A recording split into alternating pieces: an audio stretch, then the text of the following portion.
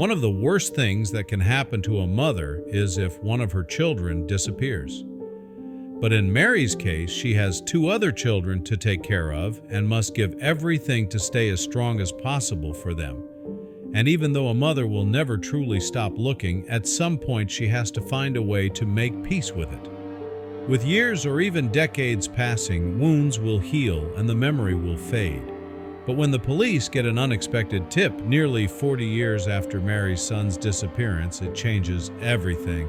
But before we start our story, smash the like button, make sure to subscribe, and hit the notifications bell so you won't miss any new stories. The phone rang loudly through Mary's empty house. Who could it be? At this time, nonetheless. Mary picked up the phone and muffled a nervous hello. She was taken aback when the man on the other side of the line introduced himself as a police officer. What could he want from her? There was only one thing Mary could think of. Could this have to do with Joshua somehow? After all those years, she had given up hope completely. At least that's what she thought, but apparently, with one call from the police, it is again all she could think about. Mary tries to calm herself down, but then the police tell her they got a tip-off. Mary's heart nearly stops when she hears who gave them the tip, and she immediately rushes to the police station. But to better understand Mary's reaction, we have to start at the beginning of the story. Mary is a now elderly woman living on the east coast of America. She has only recently moved, having come all the way from the west coast. But what inspired this big move at such an old age? The story that leads up to this big event and change is incredible. As one might expect, Mary's story starts on the west coast, with Mary only being 18 years old. She had just met the love of her life in Peter. The first time Mary saw her boyfriend-to-be, she could not keep her eyes off of him, and when Peter noticed this, he was ready to act on it. Peter was a couple of years Mary's senior.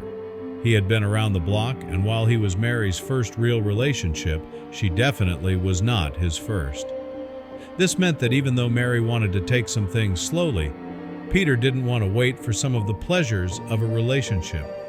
Even though Mary might not have felt fully ready for a relationship like this yet, she did enjoy it a lot more than expected. They ended up having a lot of fun together, but it is possible that they were having a little too much fun. Without the proper protection, Mary got pregnant. This was absolutely not what she and Peter had planned for. They were both still so young and didn't intend on having children for years. They spent a lot of time thinking and discussing the situation. After weeks of going back and forth, they made their decision. They decided to keep the baby. Mary would move in with Peter, and they rushed to get their life in order. It put a lot of stress on their still relatively new relationship, but they seemed to weather the storm somehow. 9 months later, their son Joshua was born. Mary's whole life changed. All the stress, anger, and struggle from the past months seemed to just flow out of Mary. She fell head over heels in love with her little angel. She had never been this happy. It might have come a lot sooner than expected, but this was the life she had always envisioned for herself. The first 2 years felt like surprisingly smooth sailing.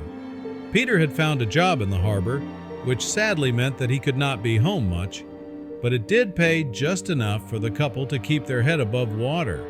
Still, it definitely was not easy for the couple financially. Mary and Peter seemed to have developed a somewhat steady relationship with her, putting the focus on raising Joshua, while Peter was mostly working to put food on the table. They knew they had everything they needed, even if they didn't necessarily have everything they wanted. But their relationship was about to hit another unexpected big speed bump.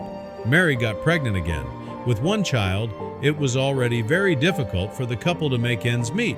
But with another child, this would become nearly impossible. For the next couple of weeks, they were trying to come up with other ways to make money. But there was yet another surprise for them. About halfway through the pregnancy with the couple, yet to figure out how they would make things work financially, Mary had to go to the doctor again for a checkup. She did not think much of it, but the doctor would have some very unexpected and possibly unwelcome news for her.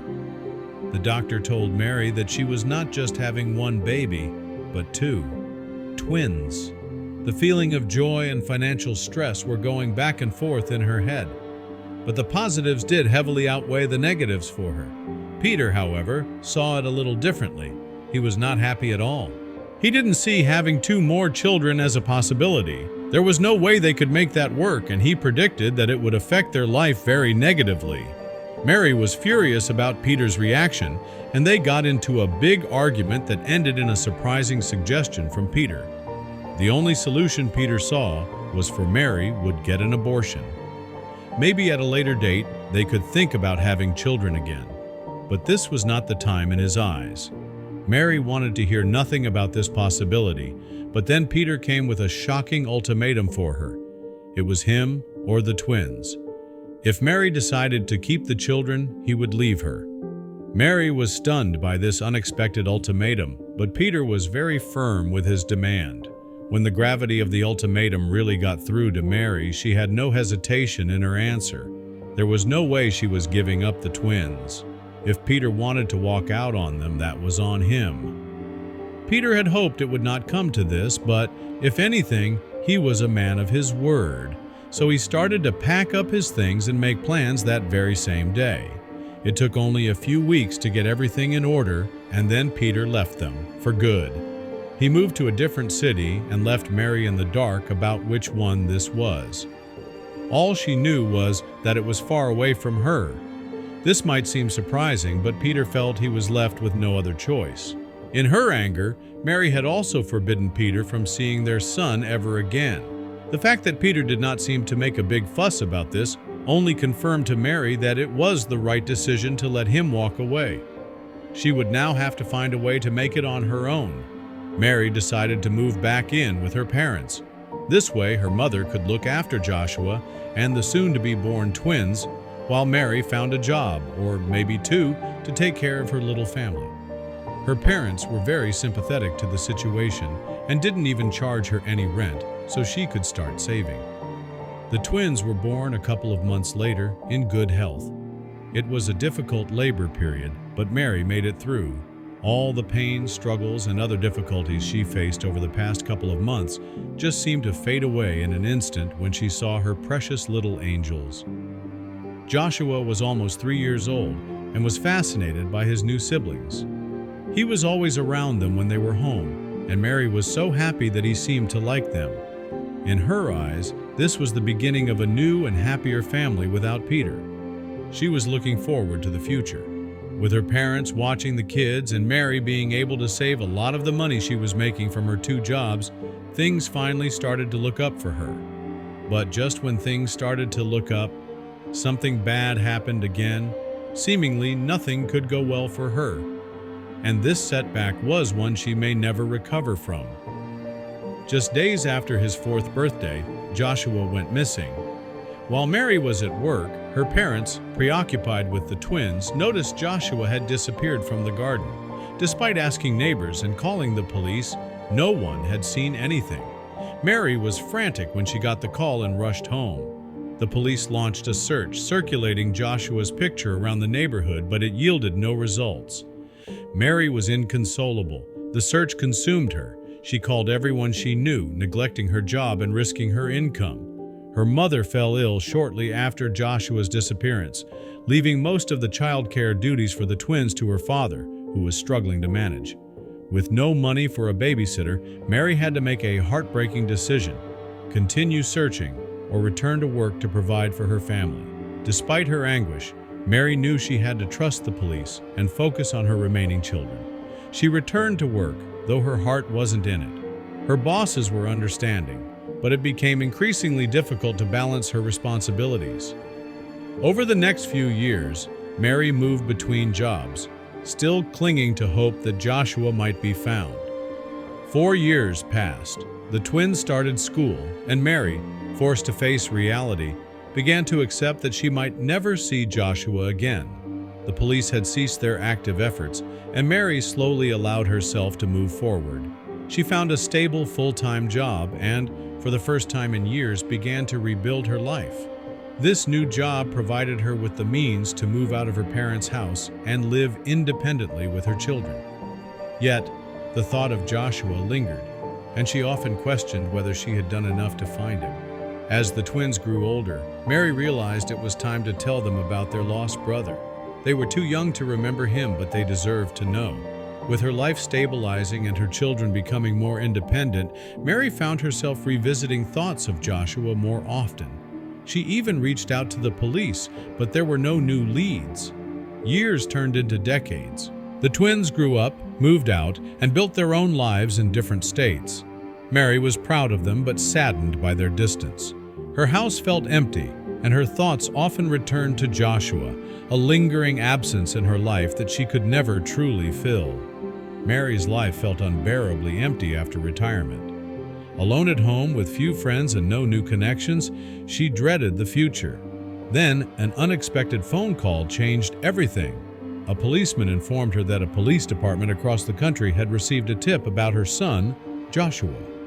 Mary's heart raced as she listened in shock. She had given up hope of ever finding him. The officer revealed the source of the tip. Peter, her ex-husband, had confessed. Peter admitted he had taken Joshua when he was playing in the garden. Struggling with the idea of losing his son, Peter had driven Joshua to his new home across the country. Joshua, missing his father, willingly went along.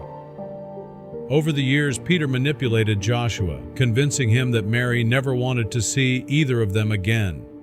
Now alone and consumed by guilt, Peter finally turned himself in. He gave the police Joshua's current address, allowing Mary the chance to reconnect with her son. Furious yet determined, Mary wasted no time. She booked a flight and traveled nearly 20 hours to find Joshua. When she arrived at his house late in the evening, a young boy answered the door. Mary's heart ached as she saw how much he resembled Joshua. She asked for his father, and moments later a tall man in his 40s appeared, Joshua. Tears streamed down her face as she confirmed his identity. Joshua was stunned but let her in. Mary explained everything, dismantling the lies Peter had told him. Joshua, who had always suspected something was wrong, finally understood. Overwhelmed, Joshua suggested Mary move closer to make up for lost time. Without hesitation, she agreed. Within 2 months, Mary sold her home and relocated to a house on the same street as Joshua. Now she spends her days surrounded by Joshua and her grandchildren, finding happiness she thought was lost forever. For the first time in years, Mary's heart is full.